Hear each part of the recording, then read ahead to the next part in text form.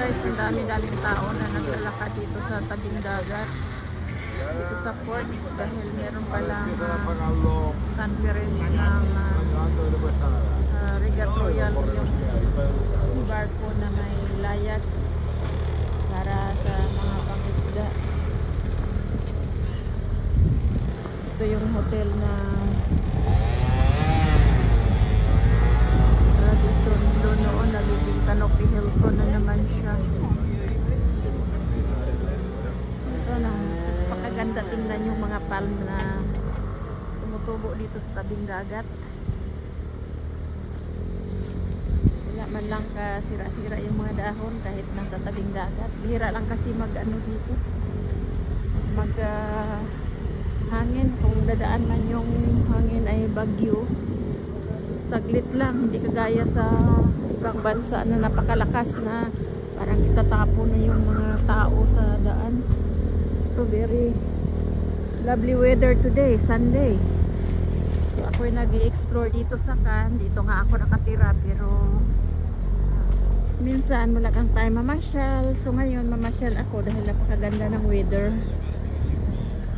Isa lang ako mamasyal, pero wala akong pakialam. Ito, sakayan papuntang isla.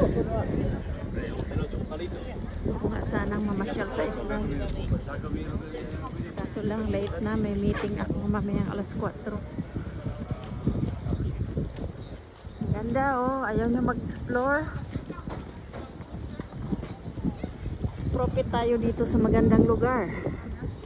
Ito yung very touristic place. Oh, daming binibintang sombrero. Daming mga vendors dito na walang trabaho, nagtitinda-tinda lang sila ng kanilang pagkabuhayan. Kung minsan hinhuli naman sila ng mga pulis dahil wala nga silang lisensya. Kaya napakaganda ng weather. Dami pang naliligo. September na ngayon. Magsiswimming din ako ba?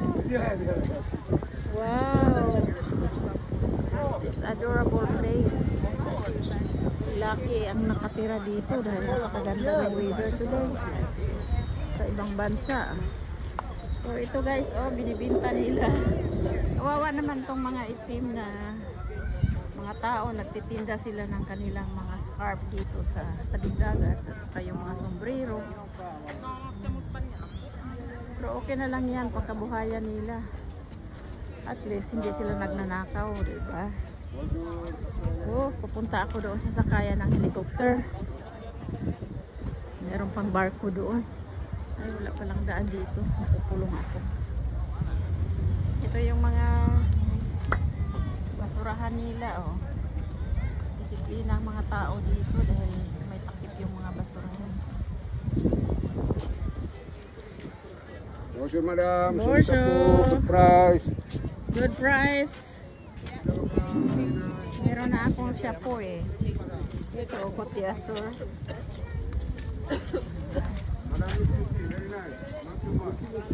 Daming tao papunta doon.